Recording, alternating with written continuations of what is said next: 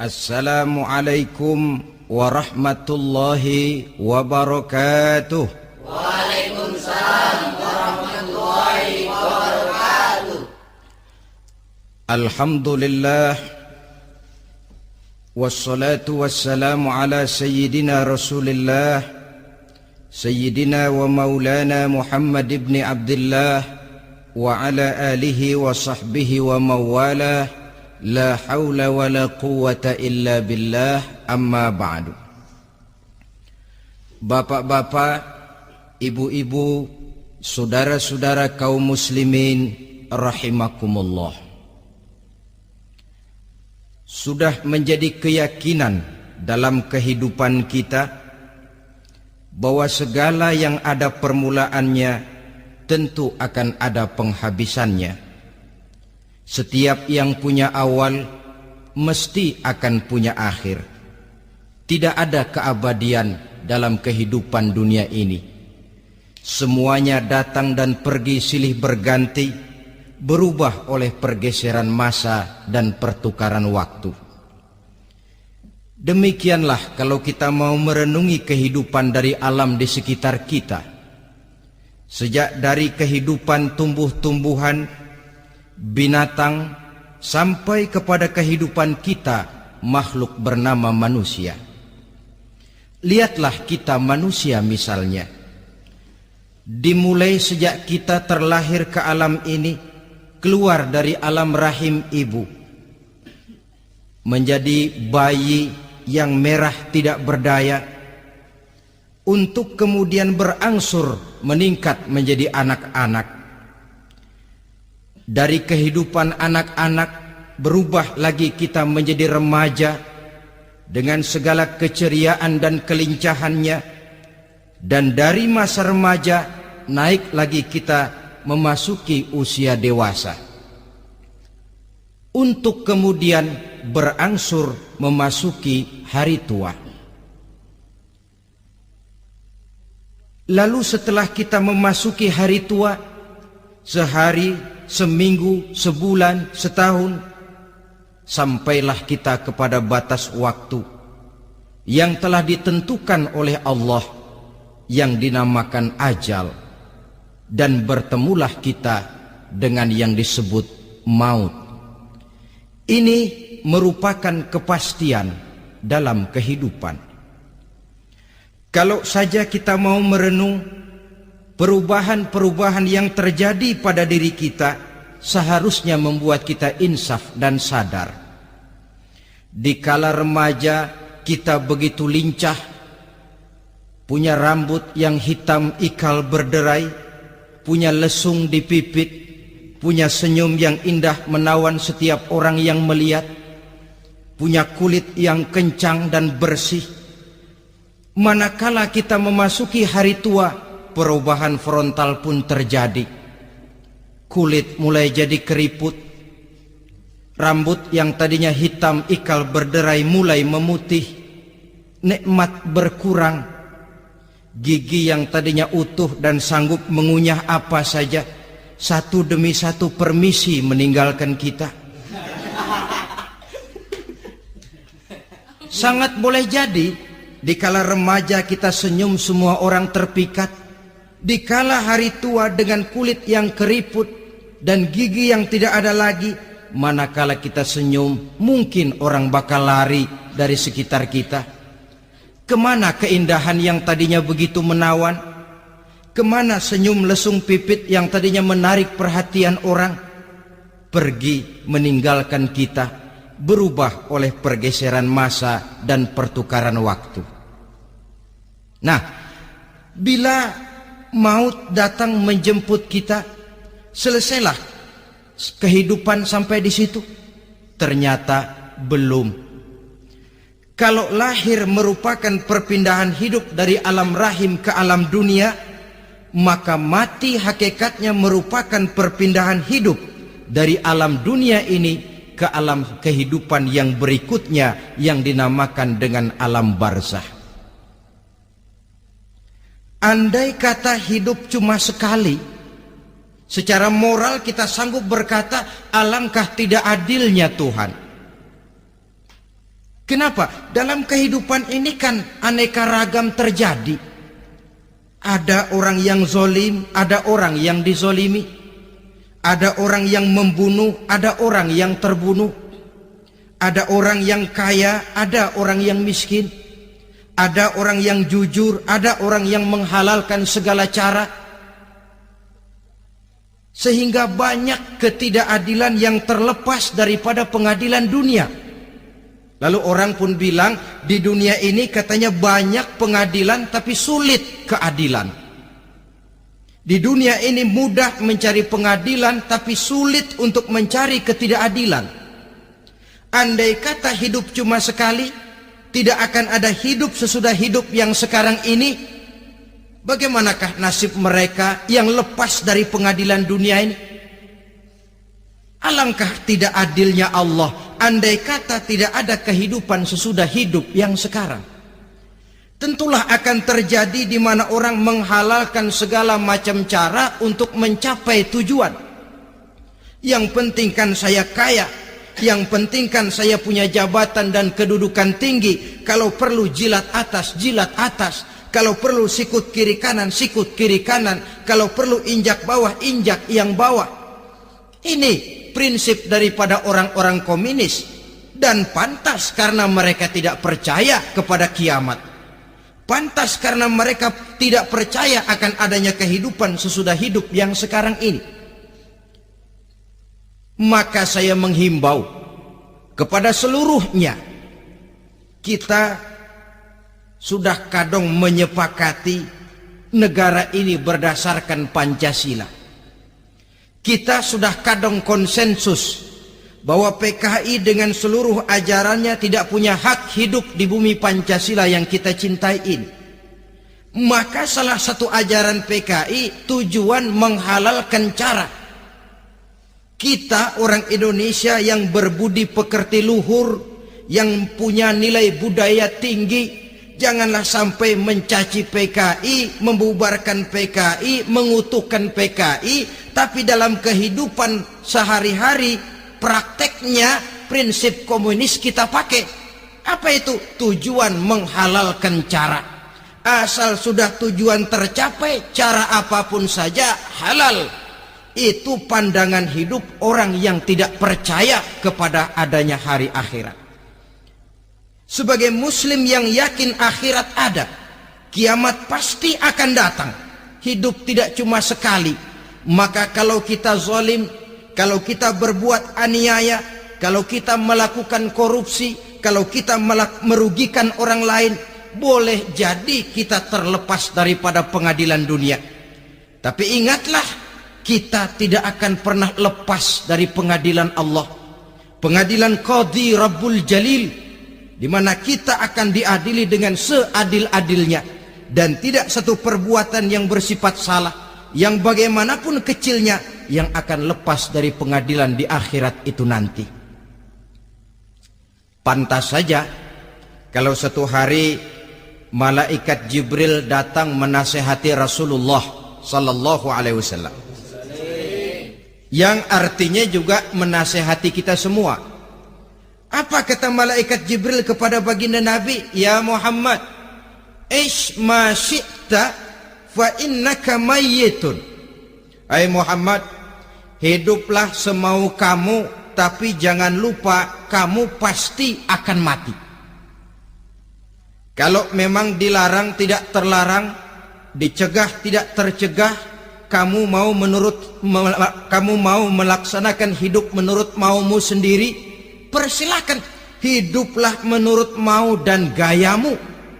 Tapi jangan lupa, fa innaka mayyitun, satu saat kau pasti bakal mati. Dan mati itu bukan akhir dari segalanya. Dia babak baru bagi kehidupan selanjutnya. Silahkan hidup menurut maumu, tapi jangan lupa kau pasti akan mati. Wa'mal ma syi'ta fa innaka majziyun bih. Kerjakan apa saja yang kamu mau. Kalau kau mau menghalalkan segala macam cara, persilahkan halalkan segala macam cara. Tapi jangan lupa kau akan mendapat balasan dari seluruh amal perbuatanmu. Wa ahbib ma syi'ta fa innaka mufariquhu, dan cintailah apa saja yang mau kau cintai. Kau cintai anak istrimu, silahkan. Kau cintai harta bendamu, tafadhal. Kau cintai tanah airmu, kau cintai pangkat dan jabatanmu, persilahkan. Tapi jangan lupa, fa innaka mufariquhu, kau pasti akan berpisah dan akan meninggalkan segala yang kau cintai itu.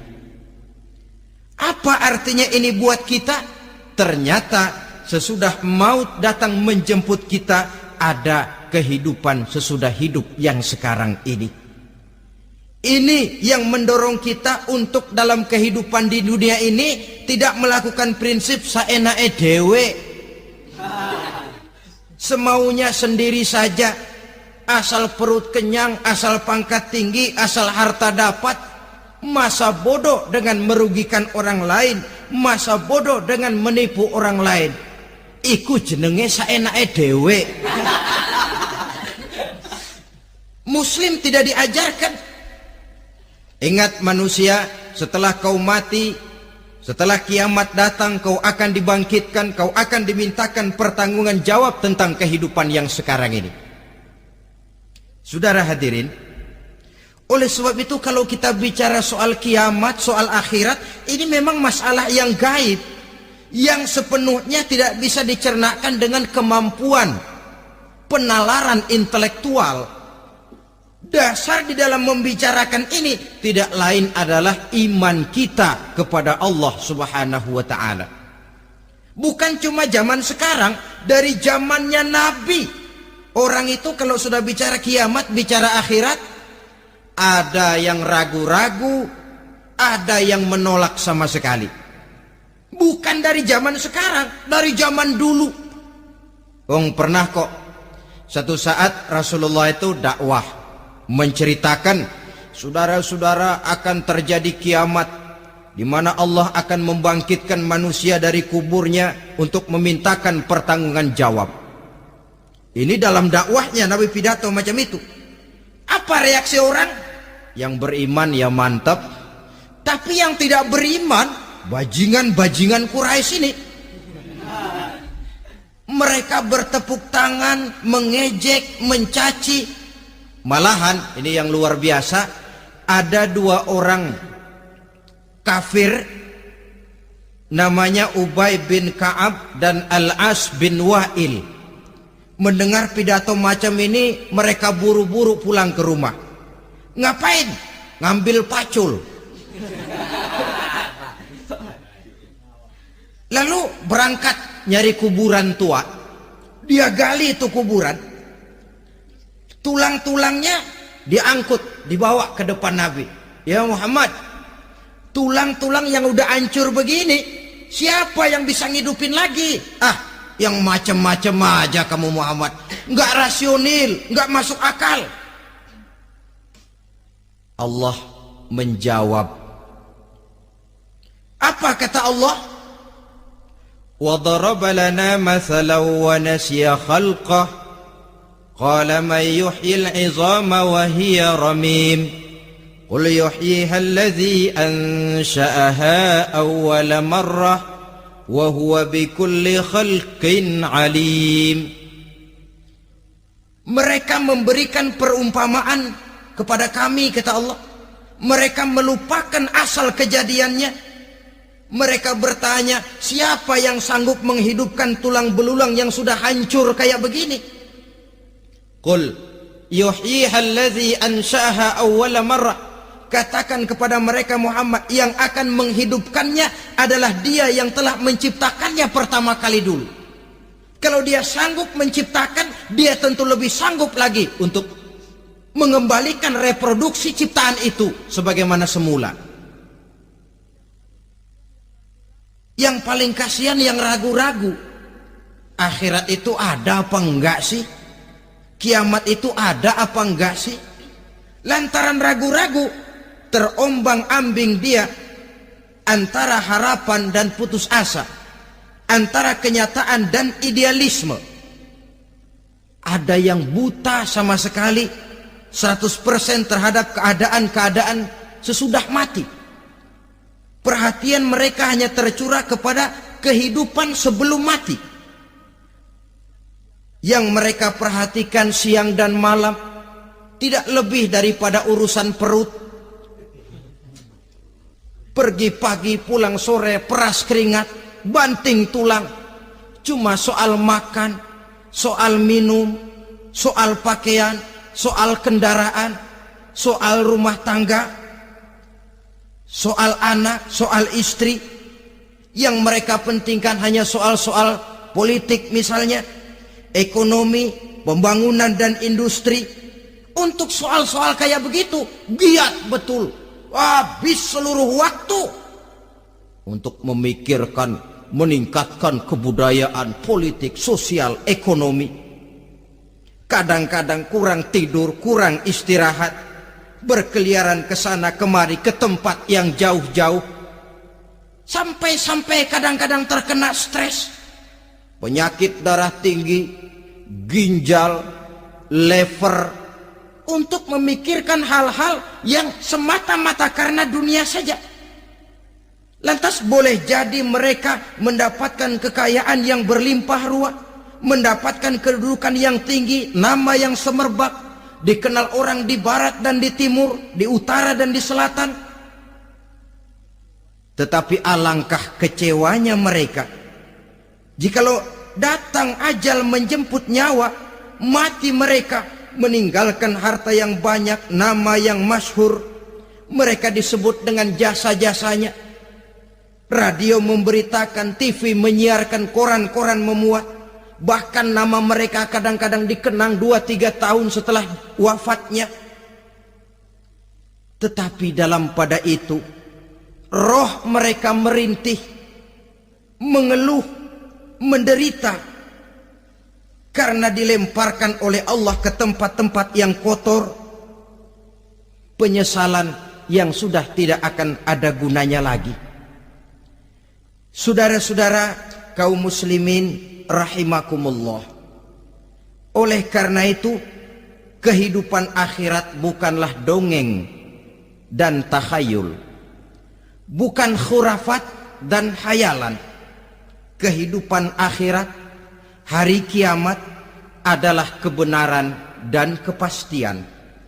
Dalam surah Al-Hajj ayat ke-7, Allah Subhanahu wa taala menyatakan, wa anna as-sa'ata atiyatun la raiba fiha wa anna Allah yab'atsu man fil qubur, dan bahwasanya kiamat itu sesungguhnya adalah sesuatu yang pasti dan tidak ada keraguan-raguan lagi di dalamnya, dan bahwasanya Allah sungguh-sungguh akan membangkitkan manusia dari kuburnya masing-masing.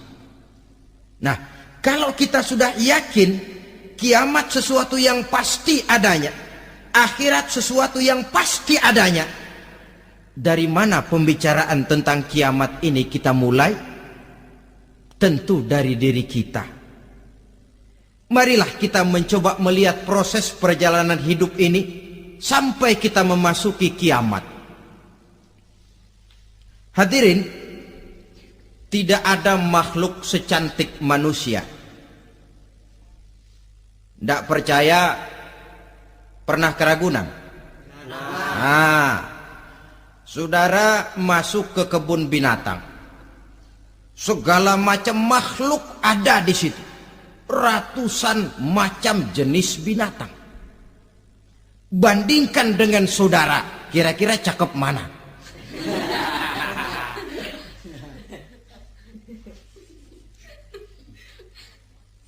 Dari seluruh makhluk yang diciptakan Allah itu, manusia fi ahsani taqwim, dalam bentuk yang paling sempurna, sejak susunan biologis sampai kemampuan berpikir. Biologis kita ya Allah, diciptakan kita begini rupa, diberikan 2 kaki untuk berjalan, 2 tangan untuk bekerja, diberikan 2 mata, dua-duanya di depan. Pernah saudara mikir kalau mata kita yang satu di depan, yang satu di belakang? Rasanya nggak laku kacamata itu.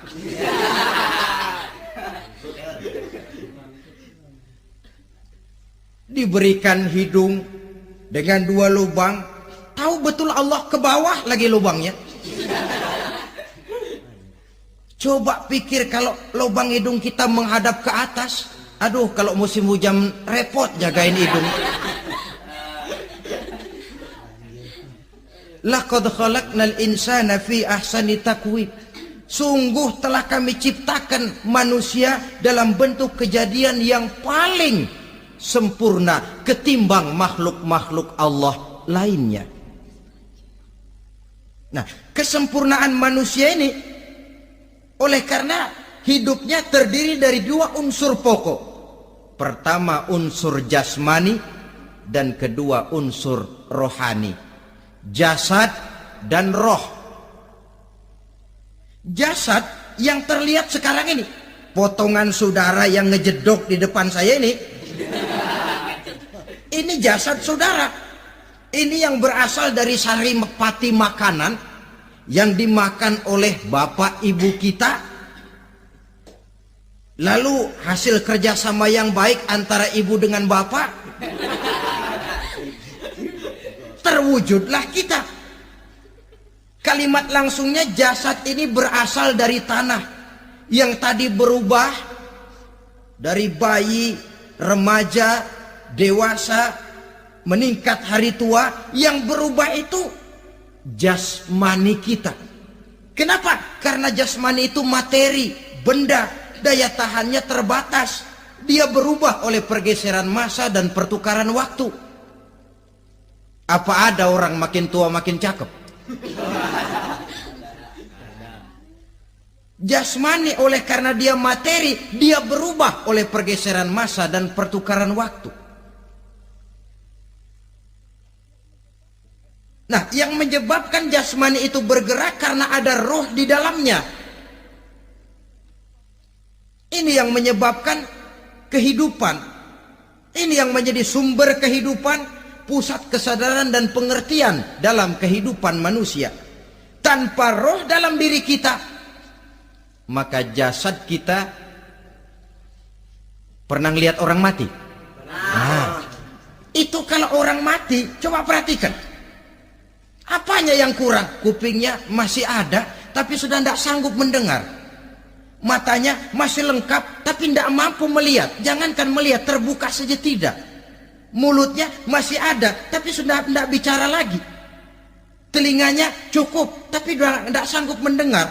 Kakinya lengkap, tapi tidak mampu lagi berjalan. Apa penyebabnya itu? Ternyata jasmani kita, jasad ini manakala sudah ditinggalkan oleh roh, dia tidak akan bisa berdaya apa-apa. Tidak mampu berjalan, tidak pula berbuat, tidak pula bekerja apapun saja. Saudara-saudara, dua-duanya punya kebutuhan. Jasmani ada kebutuhannya, rohani pun ada kebutuhannya. Jasmani yang jelas perlu makan, perlu minum, perlu tidur, perlu pakaian, dan sebagainya. Nah, apabila saat berpisah datang, ajal sampai, berpisahlah roh dan jasad. Dan itulah yang dinamakan dengan maut. Jadi apa sih mati itu? Mati adalah berpisahnya roh dengan jasad. Sebab itu Islam sangat menganjurkan kita untuk banyak-banyak mengingat mati. Bagaimana caranya mengingat mati? Pertama, mati itu kan pasti. Kira-kira yang hadir di sini ada yang nggak mati nggak kira-kira? Semuanya bakal mati kan? Berani? Berani.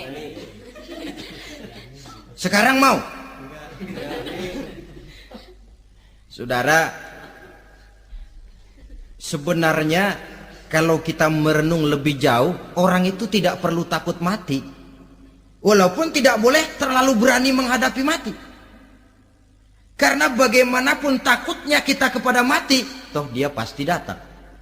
Bagaimanapun beraninya kita mati, kalau belum ajal ya tidak mati juga. Jadi muslim itu kan harus berani menghadapi hidup dan tidak takut menghadapi mati. Mati adalah sesuatu yang pasti. Muslim dianjurkan banyak-banyak mengingat mati dalam kehidupan. Caranya bagaimana? Pertama, berziarah nengokin teman yang sakit. Ya? Suka nengokin teman yang sakit enggak? Oh, itu pahalanya kata Nabi. Menengok orang yang sedang sakit lebih afdol daripada sholat sunnah 1000 rakaat. Apa pernah saudara sembahyang sunnah sampai 1000 rakaat? Nengokin orang sakit pahalanya lebih afdol daripada itu. Kenapa menengoki orang sakit mengingatkan kita kepada mati? Iya ya, ini teman saya yang kemarin segar banget, bercanda sama saya, ketawa sama-sama, sekarang terbaring tidak berdaya, hilang kemampuannya, hilang keceriaannya, sakit. Iya kalau sembuh, kalau ajal, iya sekarang giliran dia, kalau jatuh ke saya. Lalu menghibur teman dengan kata-kata yang enak, yang akan mendatangkan sugesti supaya dia cepat sembuh. Jangan nengokin orang sakit jujur. Sakit apa lo? Perut. Emang teman gua kemarin sakit begini mati nih. Wah, itu orang bisa jadi shock lantaran etika kita tidak akan sampai ke sana. Menjenguk orang sakit akan mengingatkan kita kepada mati. Apalagi ziarah kubur. Ada yang orang tuanya sudah meninggal? Kalau ada, ya tidak bisa tiap hari, sekurang-kurangnya seminggu sekali. Jumat pagi misalnya ziarah kita ke kubur. Sehingga kalau kita masuk kubur kan ada etikanya. Assalamualaikum ya ahlal kubur wa inna insyaallahu bikum lahikun. Hai penduduk kubur, keselamatan bagi kamu dan kami yang masih hidup sekarang ini insyaallah pasti bakal nyusul kamu. Iya, yang kemarin gagah benar sekarang terbaring tanpa daya. Ini unggukan kuburannya. Yang kemarin ada sekarang sudah tidak ada. Kemana dia? Kami satu saat pasti akan begini. Ingat mati. Lalu apalagi yang bisa membuat kita ingat kepada mati? Mengawal jenazah. Bukankah sangat dianjurkan oleh agama? Bahkan kalau bisa sejak mengurusnya, memandikannya, mengkafankannya, menyolatkannya untuk kemudian mengantarnya ke kubur. Hari ini saya antar dia ke kubur, besok boleh jadi saya yang diantar orang. Hari ini saya solatkan dia, besok boleh jadi saya yang disolatkan orang. Hari ini saya masukkan dia ke liang lahat, besok mungkin giliran saya dimasukkan orang ke liang lahat. Ingat mati, tumbuh kesadaran. Lalu daya positifnya dalam kehidupan apa? Nah, saudara-saudara hadirin, orang yang mengingat mati bukan lantas menjadi lemah dalam kehidupan, menjadi putus asa, sedikit semangat, terbentur kesulitan, mudah frustasi. Bukan itu tujuannya kita diperintah mengingat mati. Jelasnya Islam menganjurkan kita untuk mengingat mati guna maksud-maksud yang positif, supaya orang lalu sadar hidup ini cuma sebentar. Maka mumpung hidup, nah ini mumpung, tapi mumpung yang baik. Mumpung hidup, maka hidup yang singkat ini harus saya pergunakan dengan sebaik-baiknya, melakukan kebajikan yang sebanyak-banyaknya, menjauhkan rasa malas, menunggu keajaiban yang datang dari langit, berleha-leha, bermain-main, sementara maut kalau dia datang tidak pernah main-main. Pantas kalau seorang penyair bernama Syauqi memesankan tazawwad bittaqwa fa innaka la tadri idza hanna al-lailu hal ta'ishu ila al-fajri kam min sahihin mata min ghairi illatin wa kam min alilin 'asha hinan min ad-dahri. Persiapkan dirimu dengan takwa, sebab kamu tidak tahu apabila malam datang kamu masih bisa hidup apa enggak besok pagi. Apa ada jaminan saudara yang kumpul di depan saya malam ini besok masih bisa hidup? Tidak. Ada jaminan? Tidak. Tidak ada sama sekali. Kam min sahihin mata min ghairi illatin. Berapa banyak orang sehat mati enggak pakai sakit lagi. Sebabnya kadang-kadang ringan saja. Ada yang cuma jatuh di kamar mandi, mati. Ada yang cuma ketiban pensil. Iya, kalau ketiban pensil 3 peti masa nggak mati. Ta'addadatil asbab wal mautu wahid. Sebabnya boleh jadi macam-macam, tapi mati satu juga, yaitu mati. Dia seperti kelapa yang terlalu tua jatuh ke bawah. Yang kembang baru keluar pun jatuh ke bawah. Itulah mati.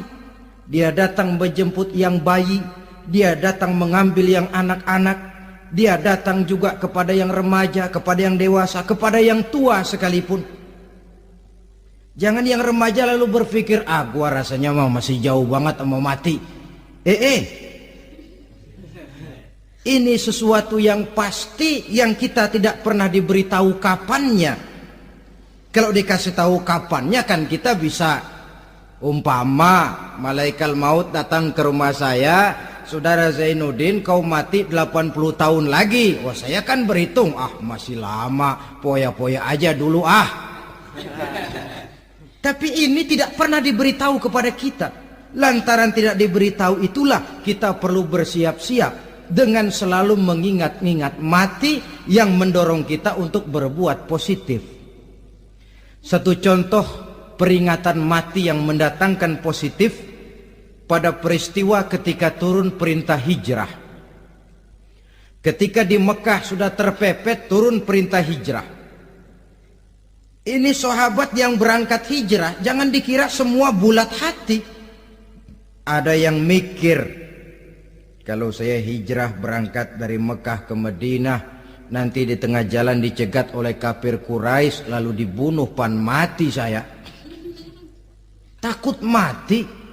Allah peringatkan, kullu nafsin za'iqatul maut. Kamu disuruh hijrah saja takut mati, padahal kamu tahu semua yang hidup bakalan mati. Diam saja di Mekah mati, hijrah ke Madinah pun akan mati.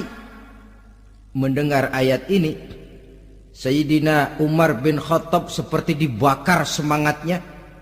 Kalau sebagian sahabat hijrah sembunyi-sembunyi, beliau mau hijrah itu malah bajingan Quraisy dikumpulkan dekat Ka'bah. Pidato, ya ma'syara Quraisy, dedengkot Quraisy, dengerin. Besok pagi yang namanya Umar bin Khattab mau hijrah dari Mekah ke Madinah. Siapa yang kepengen kepalanya berpisah dengan badannya, persilahkan cegat Umar di jalanan. Besok dengan tenang dia berangkat hijrah, gak ada yang berani nyegat. Tuh Quraisy juga barangkali mikir, gue ngapain nyegat penyakit. Begitu ingat mati, timbul semangat juang, timbul semangat berbuat. Ini ingat mati yang positif, bukan yang melemahkan semangat. Dah jangan kerja rajin-rajin dah, lu bakalan mati. Ini ingat mati yang salah pasang. Ingat mati seharusnya mendorong manusia untuk berbuat lebih tekun. Allah memberikan peringatan, qul innal mauta allazi tafirruna minhu fa innahu mulaqikum. Katakan, maut yang kamu akan melarikan diri daripadanya, yang kamu takuti benar dia pasti akan datang menjemput kamu. Saudara-saudara hadirin yang saya hormati, datangnya memang tidak kita harapkan yang namanya maut, Tapi sekali dia datang, tidak ada pintu tempat kita lari. Dia memang tidak pernah kita undang. Tapi sekali dia datang, mengetok pintu, kekuatan apa yang bisa menolak? Dia sebuah tanda seru dalam kehidupan. Apa yang menyebabkan orang takut mati? Pertama barangkali karena dia tidak tahu bagaimana kehidupan sesudah mati. Alam kubur gelap, alam akhirat gelap. Sehingga dia bingung, lantaran bingung lalu jadi takut. Yang kedua boleh jadi oleh bayangan-bayangan dosa yang pernah dia kerjakan di dunia ini. Kerjanya cuma menumpuk dosa. Dia gembira, bahagia, tertawa di atas tumpukan dosanya. Merasa segan berpisah dengan seluruh kehidupan ini. Sehingga boleh jadi maut adalah sesuatu yang ditakutkannya benar dalam kehidupan. Tapi bagaimanapun takutnya, tidak ada tempat lari dari dia. Dalam ayat lain Allah jelaskan, Aynama takunu yudrikumul mautu walau kuntum fi burujim musayyadah. Di mana saja kamu berada, dalam benteng yang paling tangguh sekalipun, maut pasti akan datang menjemput kamu. Nah, bagaimana caranya maut datang menjemput kita? Bila datang dia, sang malaikat pencabut nyawa, malaikat Israel namanya, hendak mengambil ruh kita. Dalam suasana macam begitu, di akhir kehidupan dunia, dalam berhadapan dengan sakaratul maut, terbagilah manusia dalam dua bagian besar. Pertama, yang menghadapi sakaratul maut itu dengan husnul khatimah, baik di akhirnya, sehingga pada saat ruhnya berpisah dengan jasadnya, kelihatan dia seperti senyum, mukanya cerah. Bahkan sebelum itu boleh jadi dia sempat meninggalkan pesan-pesan yang baik. Ada yang sempat azan, ada yang sempat baca Quran. Pernah kan nemui orang yang mau mati seperti itu? Yang sempat azan, yang sempat baca Quran, yang sempat meninggalkan wasiat-wasiat yang baik. Sebab apa? Malaikat maut datang menjemput mereka juga dengan baik-baik. Dicabut ruhnya perlahan-lahan, tapi sungguh pun perlahan-lahan. Pedihnya, sakitnya tetap tiada tara. Rasulullah Sallallahu Alaihi Wasallam, dikala beliau hendak berhadapan dengan sakaratul maut, diceritakan mencelupkan tangannya ke dalam gelas berisi air, lalu mengusapkannya ke muka beliau seraya berdoa, Ya Allah, mudahkan saya dalam menghadapi sekarat ini. Beliau juga yang mengatakan bahwa sakitnya sakaratul maut sama dengan 300 kali bacokan pedang. Sehingga kita diajarkan doa, di antara doa selamat itu kan ada Allahumma hawwin alaina fi sakaratil, ya Allah, mudahkan saya di dalam menghadapi sakaratul maut itu. Ketika ruh ini keluar dari jasad, mata masih mengikuti ruh itu. Sehingga kadang-kadang ada yang matanya terbelalak dan tidak sempat ditutup, terbuka terus, mengikuti ruh itu keluar dari jasadnya. Adapun golongan kedua, manusia yang ketika berhadapan dengan sakaratul maut mendapatkan su'ul khatimah, jelek di penghabisannya. Sekaratnya sudah setengah mati, lalu jelek juga di akhirnya, mati dalam keadaan yang tidak baik, tidak terpuji. Ada yang lagi megang kartu, mati. Ada yang lagi di tempat ngadu ayam, mati. Ada yang lagi di tempat pelacuran, mati. Ada yang lagi megang botol minuman keras, mati. Nih barangkali malaikat maut gemes banget nariknya, lu bajingan, lu tarik terus yang lampu. Mati su'ul khatimah. Makanya bagus itu. Kadang-kadang di majelis-majelis taklim kan sering dibaca, ya Allah biha, ya Allah biha, ya Allah bihusnil khatimah. Kan ada itu? Ada enggak? Saudara hadirin, mohon agar oleh Allah kita diberikan husnul khatimah, baik di saat ruh akan berpisah dengan jasad. Ini sesuatu yang pasti. Sang malaikat maut datang menjemput nyawa. Setelah ruh berpisah dari badan, maka tinggallah sang badan, ditangisi oleh semua yang kita tinggalkan. Sehingga kepada putrinya Fatimah, ketika malaikat maut datang hendak menjemput baginda Nabi, beliau berkata kepada anaknya, Fatimah, kamu tahu siapa yang datang? Saya tidak tahu, Bapak. Yang datang hadimul lazat. Itu dia yang menghancurkan seluruh kesenangan dunia. Wa qati'us syahwat, yang memisahkan kita dengan seluruh yang kita cintai. Dia malaikat maut, Pak.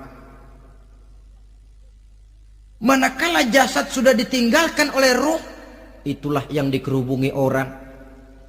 Anak menangis, istri menangis, orang tua bersedih, teman-teman merasa kehilangan, menangisi jasad.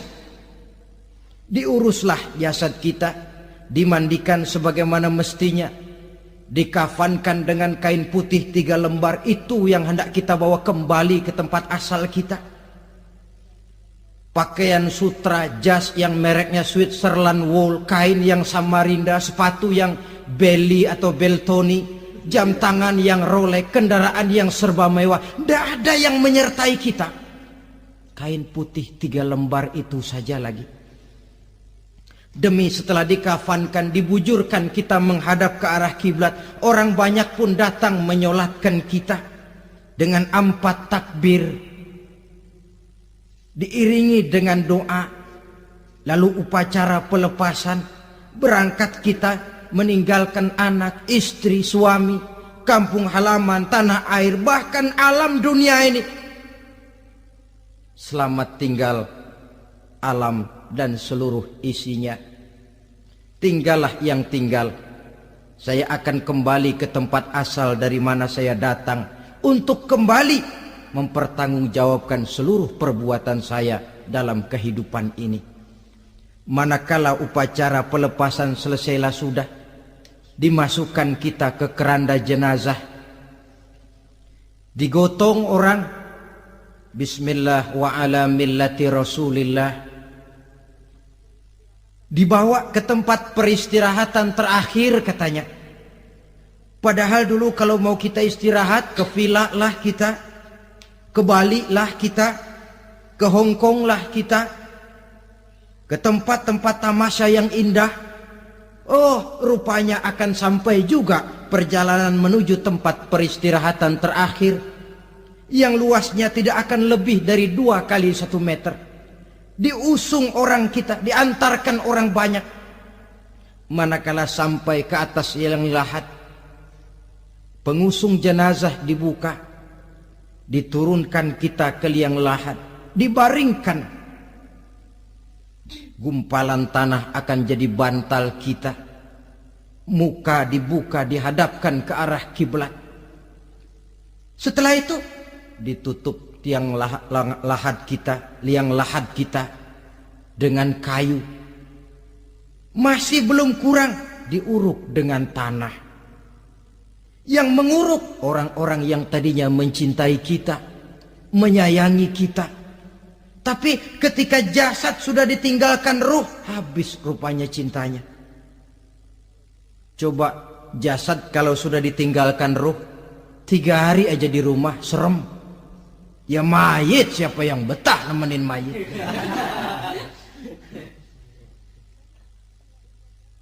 Lalu bila upacara pemakaman selesai, maka berusahalah semuanya. Para pengantar akan kembali ke rumahnya masing-masing. Maka masuk kita ke alam kehidupan, yaitu yang disebut alam barzah atau alam kubur. Apa selesai hidup sampai di situ? Tidak. Hanya beberapa langkah setelah yang mengantar kita pulang. Diriwayatkan dalam hadis Bukhari dan Muslim, bila seseorang sudah diletakkan di kuburnya, lalu yang mengantar kembali pulang, maka roh si mayit akan dapat mendengar bunyi terompah orang yang pulang itu. Bunyi terompahnya terdengar. Datang dua malaikat menanyakan dia dengan pertanyaan-pertanyaan yang kalau bisa dijawab dengan betul. Dua malaikat yang bernama Munkar Nakir akan bilang, jawabanmu betul. Tenanglah kau di sini, naumatal arus. Tidurlah kau di sini seperti tidurnya pengantin. Orang yang baik-baik di alam kuburnya akan mendapat nikmat kubur. Sehingga masa penantian yang lama, sebab jangan lupa, kita masuk ke kubur itu kan menunggu sampai datangnya hari kiamat. Jadi kalau kiamat umpama masih 1000 tahun lagi, ya 1000 tahun kita menunggu.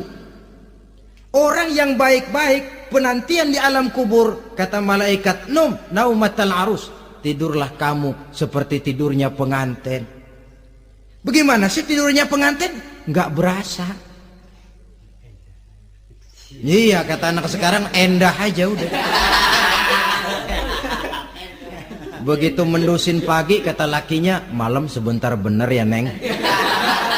Sebentar betul katanya malam. Ya tentu saja tidak terasa. Kenapa? Dia tidak pernah memikirkan waktu. Terbawa oleh kenikmatan dan kelezatan yang dirasakannya dalam kehidupan. Tapi orang kafir, orang yang dosanya bertumpuk, tidak sanggup menjawab pertanyaan dua orang malaikat, maka dia akan mendapat azab di alam kuburnya terus menerus siang dan malam sampai datangnya hari kiamat. Ibarat maling ayam ketangkep, belum masuk pengadilan udah digebugin duluan. Kan begitu kan? Ada maling ayam nggak di sini? Nah, itu yang nyaut tadi pengalaman itu. Di sidang belum, divonis belum, digebugin babak belur. Saudara hadirin, maka alam kubur bisa merupakan raudhatun min riyadil jannah. Taman di antara taman-taman surga, pun juga bisa merupakan hufratun min hufarin niran, menjadi liang daripada neraka. Ada lagi riwayat yang dari Imam Muslim yang diperoleh dari Zaid bin Sabit. Zaid bin Sabit cerita, satu hari kami bersama Rasulullah sallallahu alaihi wasallam berada dalam kebun kepunyaan Bani Najjar. Rasulullah sedang duduk di atas keledai. Tiba-tiba entah bagaimana itu keledai terkejut, kaget, berontak, hampir Rasulullah jatuh. Rasulullah kemudian bertanya, rupanya di kebun itu ada kuburan tua, 5 atau 4 kuburan. Rasulullah lalu bertanya, saudara-saudara ada yang tahu nggak ini kuburan siapa? Nggak ada ya Rasulullah. Memang kenapa? Ini penghuni kuburnya lagi disiksa oleh Allah. Andai kata boleh saya mohon kepada Allah supaya kamu dengar seperti yang saya dengar, andai kata saja kamu kuat mendengarnya, saya pasti akan berdoa. Tapi sayang, saya yakin kamu pasti tidak akan kuat mendengar mereka mendapat azab di kuburnya. Hadis sahih riwayat Imam Muslim dari Zaid bin Sabit. Kehidupan di alam barzah. Pak, iya kalau yang matinya dikuburin. Lah kalau yang matinya diceburin ke laut, dibakar, di medan perang hilang, gak ketahuan kemana jenazahnya.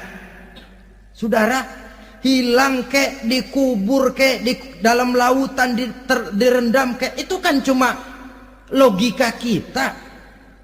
Menurut Allah tidak ada perbedaan orang mati dikubur di dasar lautan, atau dibakar sampai jadi abu, atau gugur di medan perang tidak ketemu jenazahnya. Entah mereka tetap masuk ke alam barzah namanya.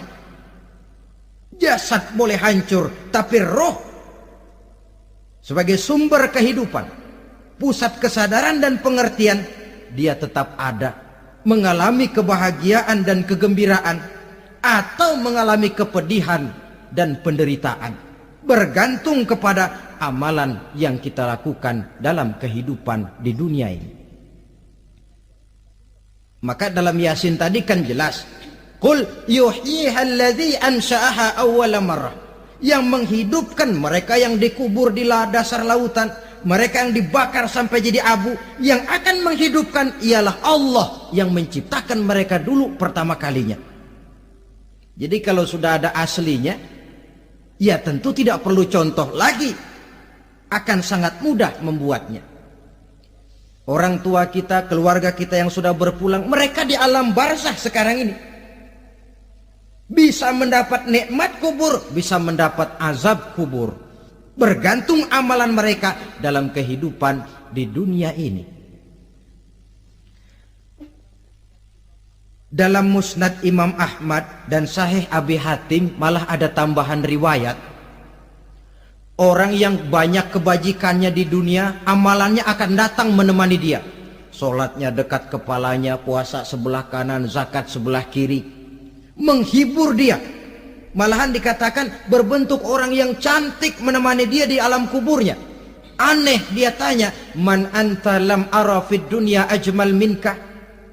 Siapa kamu? Di dunia ini belum pernah saya melihat orang secantik kamu. Dia jawab, ana amaluka soleh. Saya adalah amalmu yang soleh yang kau kerjakan waktu di dunia. Saya sekarang diperintahkan untuk menemani kamu di sini. Alhamdulillah. Sedangkan amalnya yang jahat akan datang dalam bentuk yang menyeramkan menemani dia di sana. Bayangin deh, di kuburan ditemenin yang serem-serem. Sama juga di dunia. Di dunia, kalau kita di tempat gelap ditemenin orang cakep, enak nggak? Enak. Wah, pengalaman. Tapi coba bayangin, sudah tempatnya gelap, yang nemenin jelek nggak ketulungan, gerah kita. Nah, saudara hadirin yang saya hormati, lalu bagaimana tempat arwah-arwah yang sudah kembali menghadap Allah yang disebut mustaqarrul arwah itu? Macam-macam tingkatannya sesuai dengan profesi dan amalannya waktu di dunia. Ada roh-roh itu yang setelah pisah dengan jasad, artinya mati, ditempatkan di tempat yang disebut a'la iliyin, tempat yang tertinggi. Siapa ini? Arwahnya para nabi dan para rasul. Ini fi a'la iliyin, di tempat yang tertinggi. Arwahnya para nabi, arwahnya para rasul. Dan karena kita bukan nabi, bukan rasul, ya jangan mimpi dapat tempat fi a'la iliyin. Kecuali kalau Allah menghendaki, itu hak prerogatif Allah. Tapi kan tidak adil kalau Allah melakukan itu. Ini kelompok roh-roh yang masuk golongan VIP. Wah, the first class. Para nabi, para rasul. Lalu ada pula roh-roh itu yang setelah pisah dengan jasadnya diumpamakan seperti burung-burung hijau yang berterbangan di perkebun-kebunan surga. Roh siapa mereka ini? Rohnya para syuhada, orang-orang yang mati syahid gugur membela agama. Nah, ini bedanya orang mati syahid dengan pahlawan, ya. Apa bedanya syuhada dengan pahlawan? Kalau syuhada, orang yang gugur membela agama, niatnya karena Allah, mati syahid. Kalau pahlawan, orang yang gugur membela negara, orang yang dianggap berjasa kepada pemerintah. Klimaksnya, kalau orang mati syahid jelas surga, tapi pahlawan belum tentu surga. Kenapa? Bergantung kepada negara macam apa yang dibelanya dan pemerintah model mana yang dibelanya. Di negara-negara komunis misalnya, banyak nggak pahlawan? Banyak. Dengan sekian tanda jasa yang mati di medan perang dan sebagainya. Kira-kira pahlawan komunis masuk surga nggak? Ya, kalau pahlawan komunis masuk surga, kita nggak kebagian kapling di surga barangkali. Inilah bedanya pahlawan dengan orang mati syahid. Kemudian ada pula roh itu yang tertahan di pintu surga. Tertahan di pintu surga. Ini seperti tadi, orang yang mati syahid tapi masih ada kaitan di dunia. Rasulullah pernah ditanya orang, ya Rasul, kalau saya maju ke medan perang bela agama, mati syahid, apa saya masuk surga? Iya, masuk surga. Kecuali kata Nabi, kalau masih punya utang. Nah, tertahan di pintu surga. Ada pula roh itu yang tertahan di alam kuburnya. Ini umumnya seperti tadi itu. Ada mempunyai dosa, mempunyai kesalahan, sehingga merasakan azab kubur. Ada juga roh itu yang tertahan di permukaan bumi. Mereka yang dalam hidup selalu menumpuk dosa-dosa yang besar, meninggal sebelum keburu untuk bertaubat. Saudara hadirin yang saya hormati, inilah yang kita khawatirkan. Sebab jikalau pada saat roh sudah datang, jikalau saatnya roh datang berpisah dengan jasad, menemukan sakaratul maut, saat itu taubat sudah tidak akan ada gunanya lagi. Masuk ke alam kubur, mendapat azab kubur sampai datangnya hari kiamat. Berapa lama di alam kubur ini? Menunggulah kita sampai datang saatnya kiamat. Nah, saudara-saudara, apa tanda-tanda hari kiamat? Kapan dia akan datang? Bagaimana hal ihwal manusia pada saat terjadi kiamat? Bagaimana alam ini? Bagaimana perhitungan di padang mahsyar? Insya Allah akan saya ungkapkan pada bagian kedua dari ceramah ini.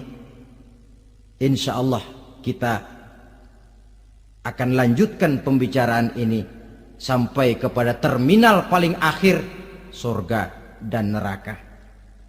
Inilah saja pertemuan kita pada kesempatan kali ini.